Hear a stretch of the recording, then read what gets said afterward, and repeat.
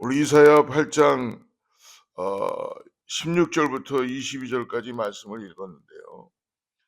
이사야는 내가 누구를 보내면 누가 우리를 위하여 갈꼬라는 하나님의 음성 앞에 이사야는 하나님으로부터 죄사함을 받게 되었죠.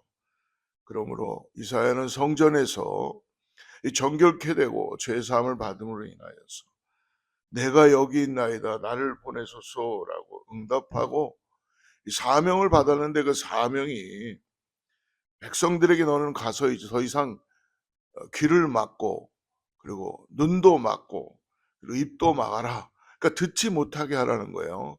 하나님이 더 이상 참을 수가 없다는 것이죠. 그러시면서 백성을 향하여 두 가지 표적을 계속 보여주셨습니다. 첫째 표적은 우리가 어제 나눈 7장 14절 말씀인데요. 7장 14절에 보면은 그러므로 주께서 친히 징조를 너에게 주실 것이라. 보라, 처녀가 잉태하여 아들을 낳을 것이요 그 이름을 임마누엘이라 하리라. 즉 임마누엘이라는 것은 하나님이 함께 하신다라는 말씀입니다. 그리고 난 다음 이사야 마다들 수알 야습과 수알 야습, 마다들의 이름이 수알 야습이었는데 그 뜻은 남은 자가 돌아오리라라는 뜻이죠. 그래서 북이스라엘과 또 함께 동맹으로 쳐들어오는 시리아의 멸망을 예언했습니다. 그리고 8장에 들어와서 둘째 표적은 마헬 살랄 하스바스, 마헬 살랄 하스바스라는 이 표적입니다. 어떻게 보면 생소한 단어인데 이 마헬 살랄 하스바스라는 이 뜻은 뭐냐면 신속한 약탈이라는 뜻입니다. 신속한 약탈. 우리가 8장 한번 3절을 보게 되면요.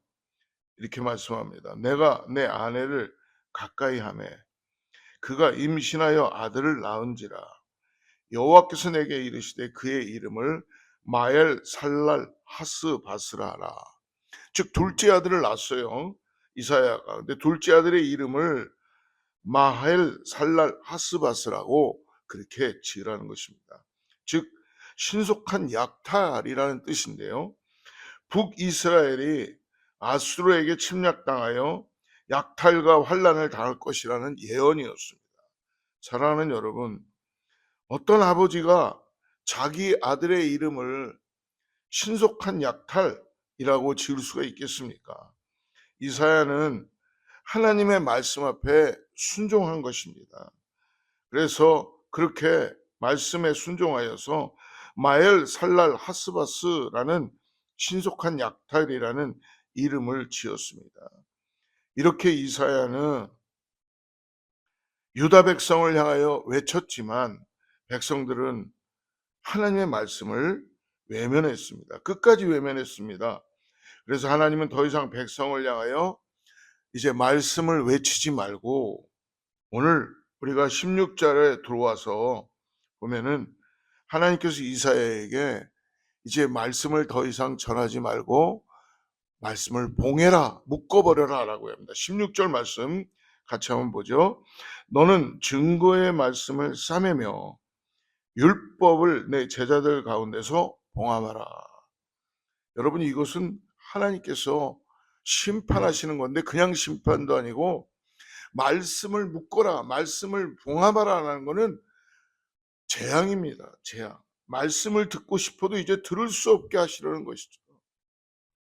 왜냐하면 백성들이 말씀을 무시하고 계속적으로 거절했기 때문에 이제 이사야는 말씀을 전하고 싶어도 더 이상 전할 수가 없다는 것입니다. 여러분 한번 생각해 보세요. 지금 이 땅에 하나님의 말씀을 전해야 되는 목사님들이나 설교자들이 더 이상 하나님의 말씀을 전할 수 없을 때에 그 영적인 혼란과 그 곤고함은 어떻겠습니까? 그래서 우리는 기도합니다. 아버지, 나의 일생에 이런 일이 없게 도와주시옵소서라고 여러분 기도해야 됩니다. 그리고 주님과의 대화가 오늘도 단절되지 않도록 깨워서 주님의 말씀 앞에 우리가 감사함으로 나가야 될 줄 믿습니다. 주님과의 말씀의 통로가 막힌 일이 없도록 성령을 의지하고 오늘도 깨어서 말씀 앞에 우리의 귀를 열어야 될 줄 믿습니다. 세상의 귀를 여는 것만으로 끝나는 것이 아니라 말씀을 소중히 여기는 자 되게 하여 주시옵소서. 늘 말씀을 가까이 하는 자 되게 하여 주시옵소서라고 기도해야 될 줄을 믿습니다. 말씀이 봉인되었을 때에 오늘 이사야 선지자의 태도가 너무나 귀합니다. 17절 말씀을 한번 보십시오. 이제 야곱의 집에 대하여 얼굴을 가리시는 여호와를 나는 기다리며 그를 바라보리라. 말씀이 봉해졌지만 오늘 이사야의 이 모습을 보면서 배워야 될 줄 믿습니다. 낯을 가리고 있는 여호와를 나는 기다리겠습니다. 할렐루야. 그리고 나는 끝까지 기다리며 그를 바라보리라. 그렇습니다. 이사야가 할 수 있는 일은 오직 이것이었습니다. 다시 하나님의 백성에게 나타나시는 하나님을 기다리고 바라는 것, 이것이 우리에게 오늘 필요한 믿음의 흔적인 줄을 믿습니다. 사랑하는 성도 여러분, 오늘 믿음이란 어려운 환경 가운데서도 하나님을 기다리고 하나님의 말씀을 우리가 갈망하고 또 하나님을 바라보는 것입니다. 그러므로 주여 나도 기다리며 바라보는 자 되게 하여 주시옵소서 라고 오늘도 하나님의 말씀이 우리의 심령 가운데 임할 수 있도록 바라보고 기다리고 그리고 어떤 어려운 환경에서도 주님을 바라보는 우리 모두가 되기를 축복합니다.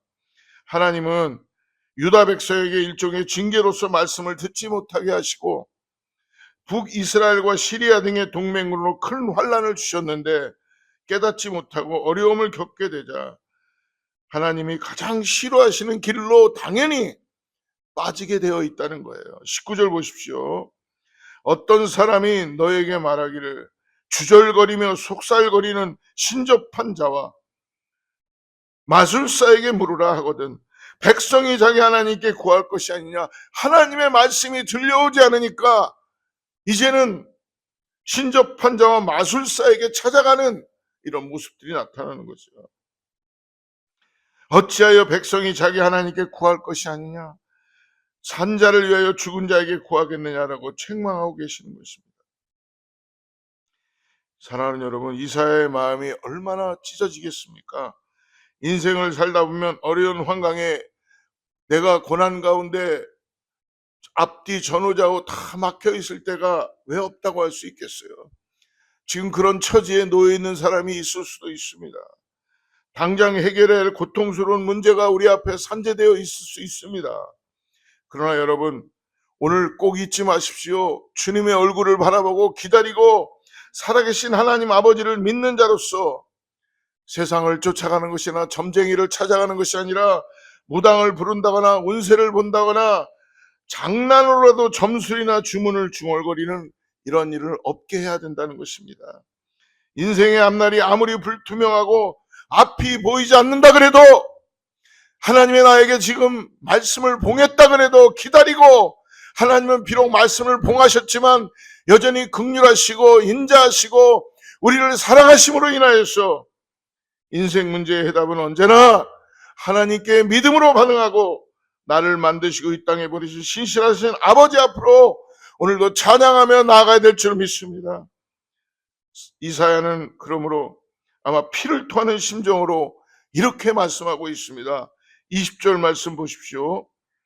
마땅히 율법과 증거의 말씀을 따를지니 그들의 말하는 바가 이 말씀에 맞지 아니하면 그들이 정녕 아침 빛을 보지 못하고 너희 마땅히 율법과 증거의 말씀을 쫓으라는 것입니다. 신접한 자와 마술사를 찾아가서 묻는 자들은 정령이 아침의 빛을 보지 못하게 될 것이다. 그들이 심한 흑암 속으로 쫓겨 들어가리라는 그런 말씀입니다.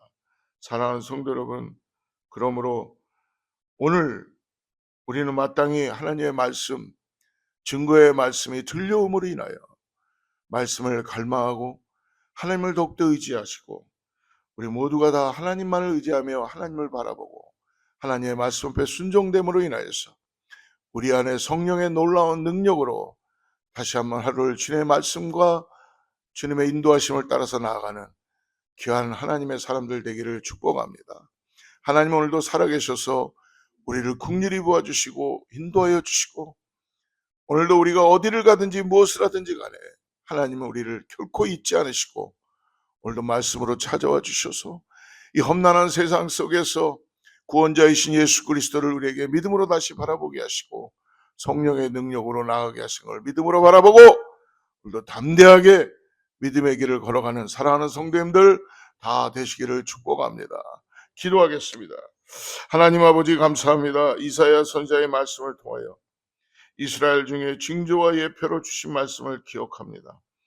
마땅히 율법과 증거의 말씀을 기쁨으로 쫓게 하여 주시옵소서. 살아 역사하신 하나님을 내가 확실히 믿으며 주님의 말씀 듣기에 언제나 내 마음을 열고 귀 기울이며 믿음으로 기다리며 바라보는 자 되게 하여 주시옵소서. 혹시 성도님들 가운데 인생에 답답한 문제가 있을지라도 죽은 자들에게 구하지 아니하고 오직 주님과 의논하고 상의하는 자, 성령을 따라 살아가는 자들 되게 하여 주시옵소서. 오늘도 문제의 해결자 되신 예수 그리스도를 믿음으로 고백하며 주님만을 의지하고 나가는 그런 은혜가 있게 하여 주시옵소서. 감사하며 거룩하신 예수님의 이름으로 간절히 기도드리옵나이다.